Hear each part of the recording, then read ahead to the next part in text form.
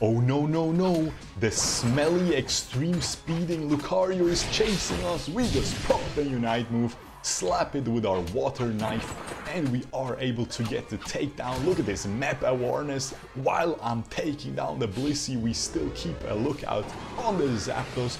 We get the fatty 100 score in the late game, and we make our way over to that Zapdos instantaneously. We get 2 free takedowns served to us on the silver platter.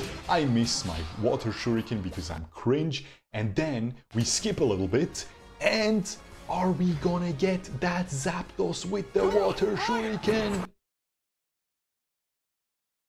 You gotta watch the next episode of Dragon Ball Shippuden. Yo, you're watching Shurkou, we're back with some more Pokémon Unite, and in this video we will be checking out Greninja, and I actually have a new best build for Greninja now. A new main build that I have been using pretty much exclusively on this Greninja.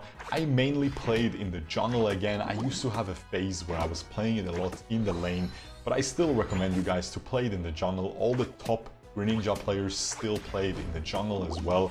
And in the jungle, especially if you're a solo queue player like me, you will just have a much more agency to solo carry these games. And as you can see, we are finishing our first jungle rotation. I decide to gank that top lane because we do have 2 very formidable laners in that lane, man, with that Zeraora, with that Crustle as well, and the enemies have that Froakie, which again, you know, as you can see right here, I'm level 5, I'm already evolved to the Froakie Bogey. I don't know what the second evolution is called, but I bet it was close to that. And they have a Greedent as well, which I realized was playing a little bit too aggressive, so it's an easy gank here. We are able to get a takedown, and we are already in a very good situation right now. We're already super well set up for a nice snowball. Again, from the jungle position, it just works much better. You hit that level 7 much faster as well, gives you that shuriken, and then you can really start dishing out that damage. And again, as you can see, the moveset is still gonna be the same. Double team shuriken, that's pretty much what every single Greninja uses. Whenever they use Surf, they end up feeding. I love Surf, don't get me wrong guys. I know a lot of you guys are still fans of Surf, and I don't want to discourage you to play Surf. It's still good if you are very good, but it's much easier to be good with Shuriken. It's much more consistent, where Surf you really need to be good. So hey, if you like it more, it probably just fits your playstyle more, so you should still keep playing it, but maybe try out that Shuriken. Maybe you will realize as well, what was I doing? Wasting my time using Surf, having to use all my brain cells? You can just use Shuriken and use about 2 brain cells. I'm just kidding, it's still a difficult Pokemon. But again, we make our way into that bottom lane, and I know, you've already seen the held items. That was the change for this new build. I'm gonna explain it soon, don't worry. We need to narrate this fight. As you can see, the little birdie goes in too deep, and we make quick KFC out of it, man. I was feeling a bit hungry. You know, we're not in France, otherwise the Froakie would be on the table. And I'm not saying that for weird reasons. I actually like Froakie meat as well. I tried it once. It was amazing. That was a weird flex, wasn't it? Oh well. Anyway, as you can see, we wipe the floor with the enemies. We're able to get that first tower as well in that bottom lane, and we get the last hit, or the Zeraora gets the last hit on the Greninja. Nice little attempt there by the birdie to steal the turtle, but it wasn't able to, and we make our way back to the jungle so I can explain the held items. Who would have thought? But before we do that, make sure to subscribe, ring the notification bell, so you don't miss any further Pokémon Unite content on this channel. And as you can see, I wasted my opportunity to explain the held items. We have another fight to narrate, but there isn't really much to narrate because the thick Jumbo Dumbo squirrel is already gone. And we make our way to the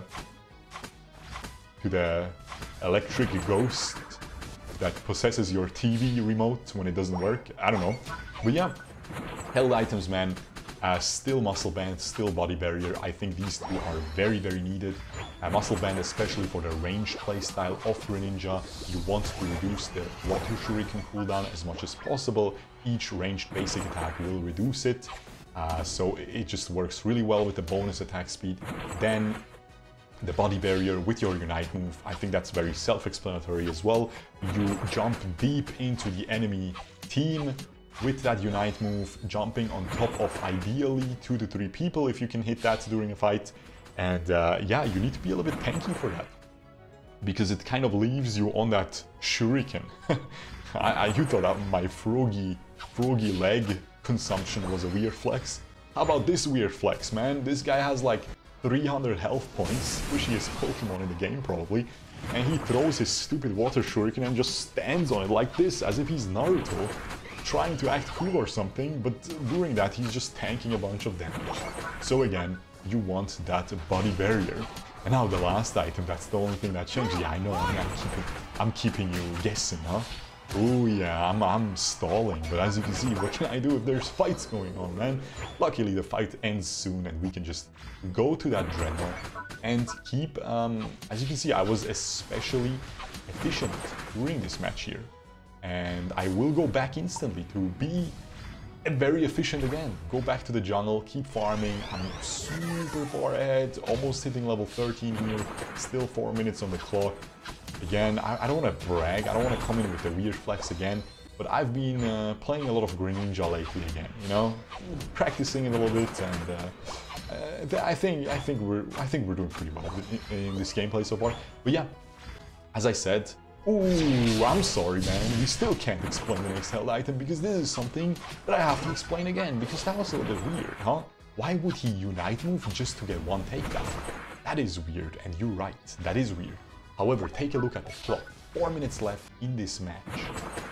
So, that means that I can use my Unite move now, and only now, and then I will have it back before Zapdos.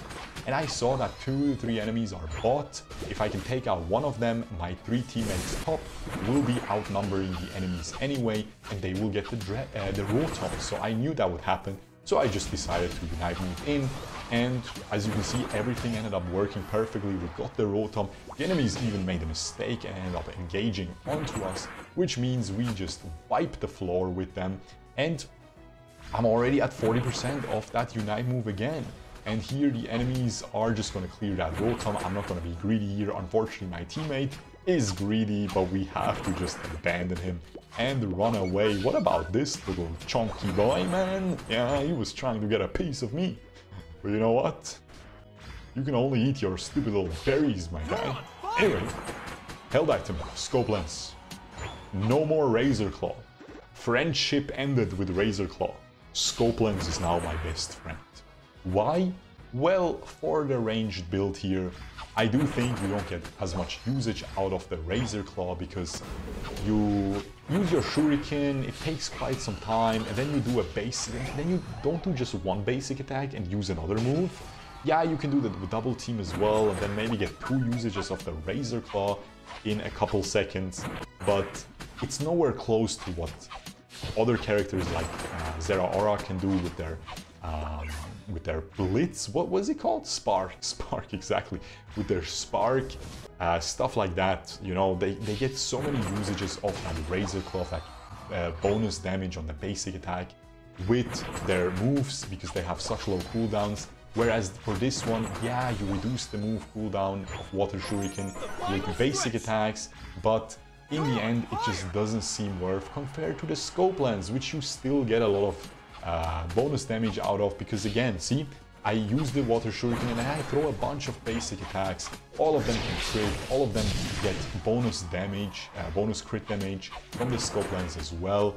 And then, especially as you saw right there, the melee, okay, the melee bonus damage. That is the big thing as well with the Scope Lens, man. It really adds a lot to that charged basic attack in melee form.